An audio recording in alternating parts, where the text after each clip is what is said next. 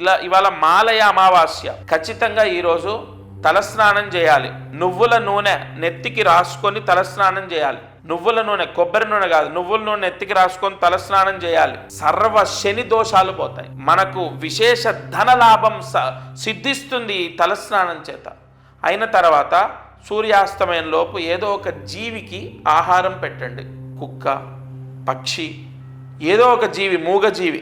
మనం మాట్లాడగలుగుతున్నాం, అవి మాట్లాడలేవు కదా. ఏదో ఒక జీవి మీ ఇష్టం, ఆవు, గోవు కానీ ఏదో ఒక మూగజీవికి ఆహారం పెట్టండి. ఇది అయిపోయిందా? ఇక మూడోది, ఈరోజు 12 నుంచి 3 గంటల మధ్యలో 12 నుంచి 3 గంటల మధ్యలో ఇంట్లో అన్నము మీరు వండుతారు కదా, వండిన అన్నం తింటారు కదా, తినేటప్పుడు ఒక్కసారి ఈశ్వరుణ్ణి స్మరణ చేయాలి. ఈశ్వర స్మరణ అంటే మీరు, మీ తల్లిదండ్రులు, మీ పిల్లలు ఎవ్వరు కాలం చేసినా వాళ్ళు ఈశ్వర అనుగ్రహాన్ని పొందాల్సిందే.